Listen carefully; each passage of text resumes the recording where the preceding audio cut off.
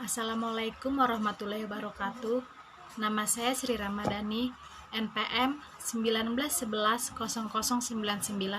Saya dari kelas Manajemen di Sore semester 2. Di sini saya akan menjawab pertanyaan dari dosen pengampu saya, Ibu Anggreni Saputri, SST MM. Pertanyaan pertama adalah, jelaskan bagaimana perubahan suku bunga dapat mempengaruhi permintaan uang di masyarakat sehingga mengakibatkan perubahan terhadap kegiatan ekonomi. Jawabannya, suku bunga itu sama dengan harga uang. Jadi, kalau harga uang naik, maka masyarakat enggan meminjam uang ke bank.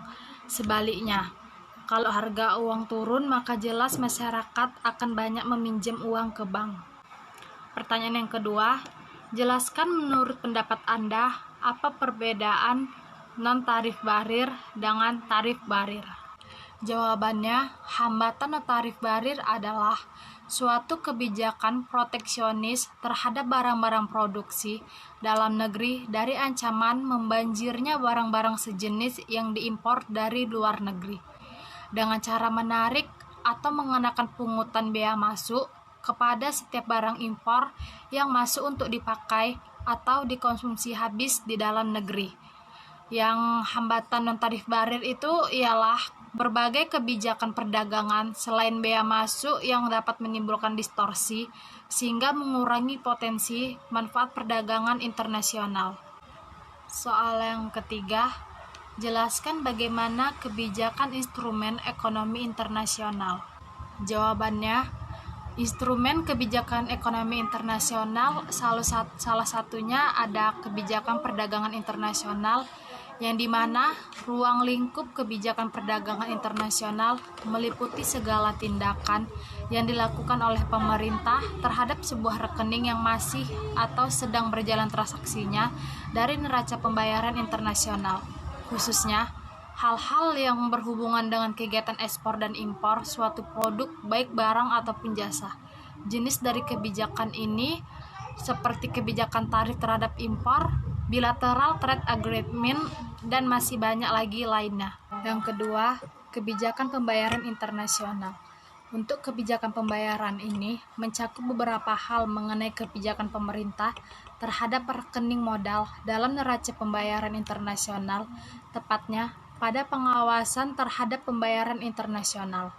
Contoh dari kebijakan seperti ini, pengawasan yang dilakukan oleh pemerintah terhadap lalu lintas devisa atau pengawasan terhadap lalu lintas modal jangka panjang. Yang ketiga, kebijakan bantuan luar negeri.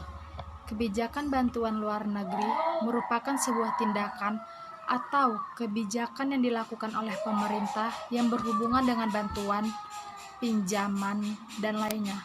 Bantuan itu berupa bantuan dengan tujuan untuk membantu rehabilitasi serta pembangunan dan bantuan militer kepada negara lain. Soal yang keempat, jelaskan menurut pendapat Anda apa yang dimaksud dengan perekonomian terbuka. Jawabannya adalah, perekonomian terbuka itu perekonomian yang melibatkan diri dalam perdagangan internasional, ekspor dan impor, barang dan jasa, serta modal dengan negara-negara lain. Sistem ini memberi kesempatan bagi masyarakatnya untuk berinteraksi dalam bidang ekonomi dengan negara lain, baik itu perorangan, swasta, atau pemerintahan. Kegiatan ekonomi tersebut bisa dalam bentuk perdagangan produk, barang dan jasa, pertukaran teknologi, dan sebagainya. Soal yang kelima, jelaskan menurut pendapat Anda apa yang menjadi faktor penghambat dalam proses pembangunan.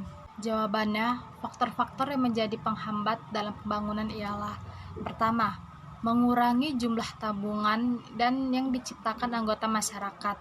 Yang kedua, corak penanaman modal lebih banyak untuk pendidikan dan sarana sosial. Yang ketiga, pemerataan pendapat, terjadi jurang antara golongan masyarakat. Yang keempat, strategi pemulihan teknologi yang akan dipergunakan. Yang kelima, mempercepat kenaikan produksi barang makanan. Yang keenam, perkembangan ekspor impor. Nah, itulah jawaban yang bisa saya berikan. Kurang dan lebih saya mohon maaf. Sekian dan terima kasih. Assalamualaikum warahmatullahi wabarakatuh.